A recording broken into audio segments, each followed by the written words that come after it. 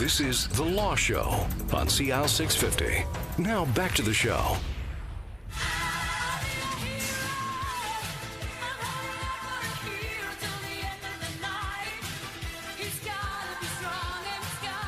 Okay, there's Bonnie Tyler and I Need a Hero as we come back to the Law Show here on CIL 650. We're talking citizenship law in the wake of Canada Day and all of the swearing-in ceremonies that we all watched to one extent or another just a few days ago on TV. A very happy moment for a lot of people, and frankly, for those of us watching TV, you go, way to go, folks. Good call. Good country pick.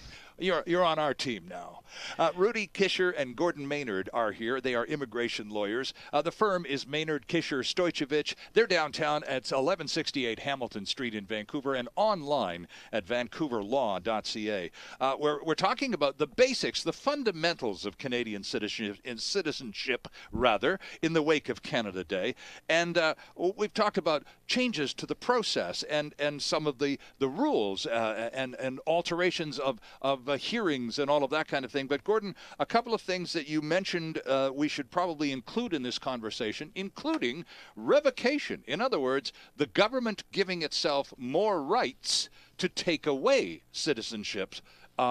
Tell us about the changes and why those changes have come. Sure. Revocation is taking away citizenship yes. from people who already have it. Yes. And the old Citizenship Act had a revocation provision in it. And you could lose your citizenship if you committed misrepresentation in your application, for instance. Misrepresentation or fraud. And the process involved going to federal court. The government would give you notice, and if you wanted to contest it, you went to federal court, and there was a procedure there in federal court where a judge of the court would determine whether or not you had committed misrepresentation or fraud. In other words, you lied on your application. About something material. Something, okay. And they used this, for instance, when they wanted to take citizenship away from people who they thought had come here after World War II and who had committed war crimes during World War II. And they had, in the process of coming to Canada, they had hidden their background. Absolutely, yeah. And so this kind of application was made quite a bit, actually. Sure. What the government has done in changing the process under the Act with respect to revocation is they've taken away that federal court hearing. It's no longer a judicial determination. They have also expanded the grounds for revocation of citizenship. It now includes conviction for terrorist acts and these sorts of things. Okay. But the process no longer is residing in federal court. It's an administrative process with the minister, meaning the minister's delegate. So in the old days, you got a letter from somebody in the immigration department saying, we have reason to believe we should revoke your citizenship, and here are the reasons. We'll see you at federal court on such and such a day, and we'll let the judge decide. Pretty much, and now you get a letter from the government of Canada saying, you're out of here. No, you get a letter from the government saying, we think you have committed misrepresentation. Let's take a simple case, ordinary misrepresentation. Yeah, you lied on your application. You lied on your application. Okay. The government sends you a letter and invites you to make submissions. Okay, so you at least have a chance to respond to their accusation that you lied. Yes, I mean, at the very minimum, that would seem fair. Yeah. Right? So the person makes a written response. The government, under the new law, does not need to have a hearing. The minister may decide that a hearing is appropriate. There's no judge? No, there's no judge. No third party? It's an administrative process. And it's not, you're not going to be sitting down with the minister. Right, of course. You're going to be sitting down with an employee of the minister's department who's had the delegated authority. Sure. Right? And that person is going to, in fact, if you get to sit down with them at all, that would be the hearing. Okay? And by the way, when you show up to speak to this official, do you get to at least bring a lawyer like one of you two along with you? Well, they won't encourage it, but they would be obliged to allow you to do it if you brought one along. Okay. All right. So are they trying? Obviously, they've got judges now out of the mix. Are they trying to get you lawyers too out of the game? What do you know? Well, it's just. Well, I mean, I understand. I am shocked and dismayed. Oh, I know that my such a cynical attitude, eh? But years of practice. the whole matter. I don't think many Canadians mind the fact that if you have committed fraud, if you've gamed us, and we catch you later, you absolutely should get the heave-ho. Good point. Goodbye. Good point. Absolutely spot on. I agree. Okay. But let's do it properly. Let's do it fairly. That's part of the Canadian milieu, is it not? We are. That we believe in a fair process? Absolutely. That we don't want to game people ourselves? right? So let's have a fair process. Is this going to be a fair process? Let's see. Okay. Okay? We've seen examples of this in the past. There can be bad decisions made. Take, for example, that lady who was here as a living caregiver, made an application for her daughter to come to Canada and was turned down because of the daughter was deaf. Correct. And immigration said, no, you're inadmissible. She's going to cost us too much money. Yep. That case made it into the press. Right. There were stories written about it. There was public statements made. We talked about it on this show. We talked about it on this show. Absolutely. Including statements by provincial authorities who talked about whether or not this would be a burden on the system. Exactly. And what do you know? In the press a few days ago, the daughter's been allowed to come. Imagine. Good outcome. Well, all right? Well, and this is an election year with the government wanting to warm the hearts of Canadians to some limited extent between now and October 19th. What that tells us is that the minister's delegate, who was responsible for making that decision on the visa, felt the heat of the media? Made a mistake at first instance. Oh. Let's say that they weren't absolutely correct in their assessment. All right?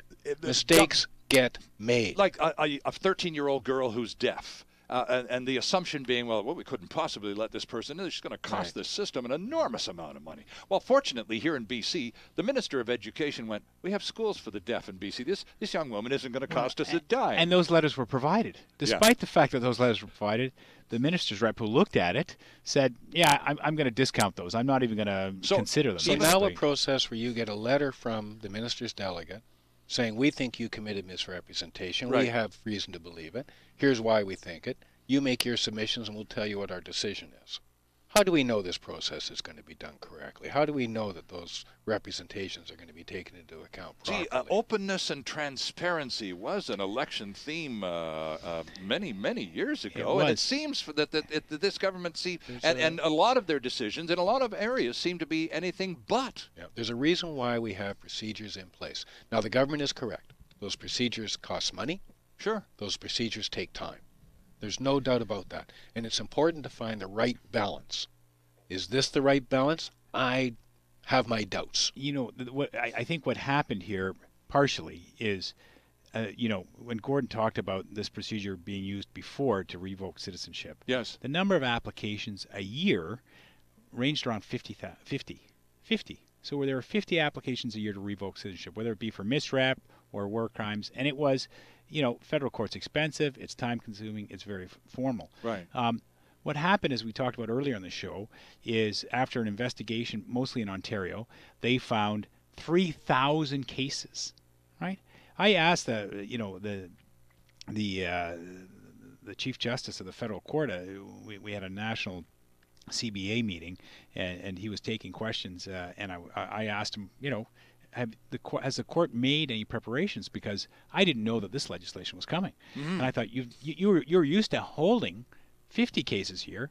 There's now been allegations of 3,000. How's the court system going to be held? Has the Department of Justice come to speak to you about this? Has the minister mentioned that where you had 50 cases a year, you're now going to be getting 3,000 in 1 year? Yeah. And he said no one's mentioned it to me at all. And my guess is they knew that this legislation was coming and that those procedures, they're going to basically do it by sending a letter. Now, as Gordon says, I don't think they've hit the right balance. What they could have done is put some sort of tribunal, perhaps, if not a federal court process, in which we had some sort of third party review those decisions by the minister. Right now, I mean, you think about, the importance of citizenship to somebody's life, all those happy faces we saw on Wednesday. Yeah. You can imagine their whole life is built here, their whole future, their children's future, and they get a letter, and what they get a chance is to send in a paragraph saying, no, I think you had the wrong passport in that application. I was actually here those days, and that's it. Right.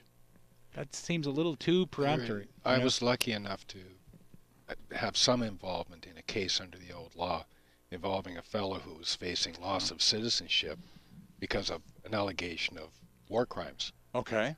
In the Baltic states during World War II. This fellow lived here in Vancouver.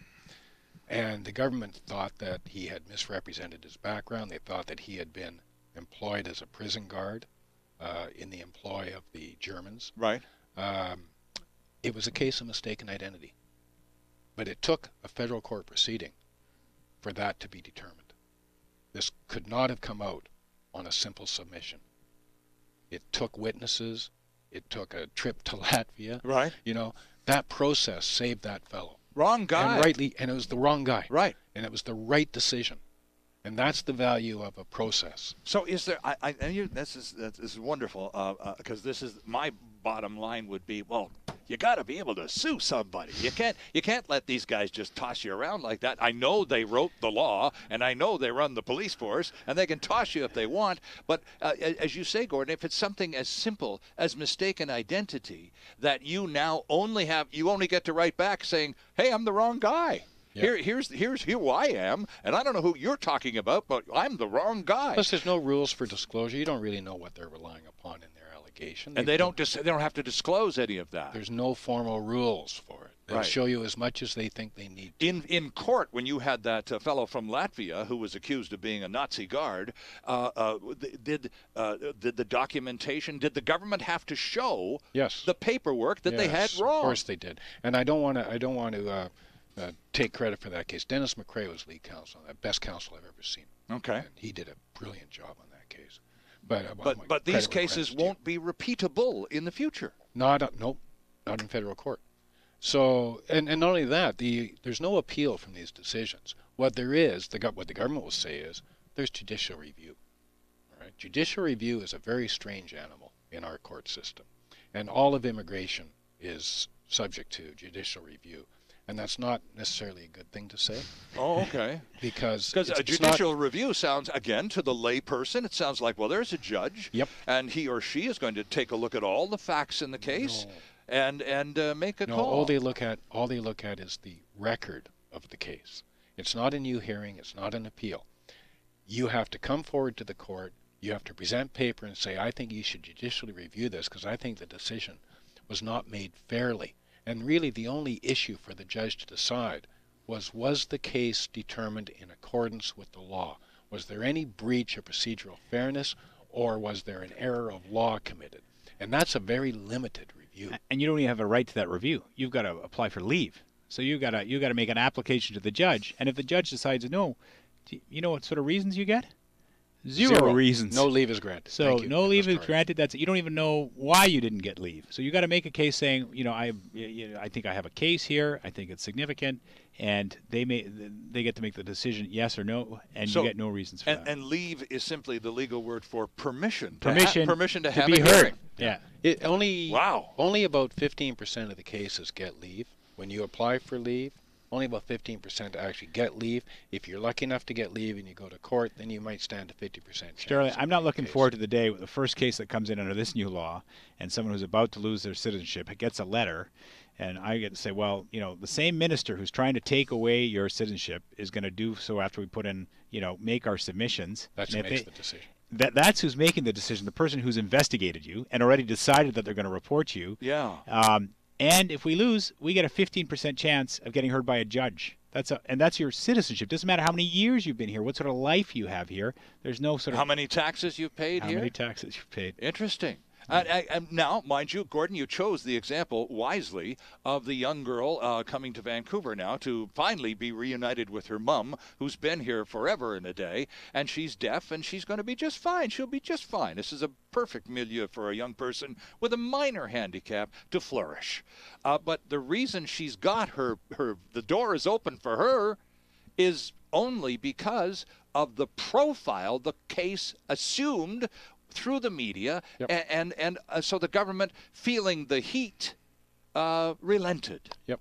And if you look back at the law for immigration and citizenship, but mostly immigration, and you look at the system that was put in place in the 1976 law, which was that decisions that were made concerning permanent residents and citizens in immigration would be reviewed by tribunals. Mm-hmm. All right? And the idea of that was to make sure that everybody had fair access to a review process that was meaningful. There's always been a ministerial discretion to overcome any errors or anything. Yep. But the problem was you had to have the ear of the minister. Mm-hmm. And so some people would have it and some people would not. And the idea of the tribunals was to make sure that everybody was treated fairly. Level the playing field. What we've seen over the past decade is that being eroded away in the interests of expediency and cost. Mm-hmm. And now we're very much in danger of having a system that is not inherently fair. It's inherently at the will of the minister. Right. That's you got to be concerned about that. It almost seems anti-conservative, not to take a political kick here, but if you're looking at a government that runs on a policy of small government, small involvement, what's happening here is they're saying, trust the government. Mm-hmm. We're going to make the right decision here. We don't need any oversight. Trust the government. We're going to make it. Although we're the small C's, we don't believe in government. I think it's a bit of a paradox. It certainly is. We need to take a quick break. This is The Law Show on CIL 650, and we'll be back in just a couple of minutes here. There's more of the show still ahead. This is The Law Show on CIL 650.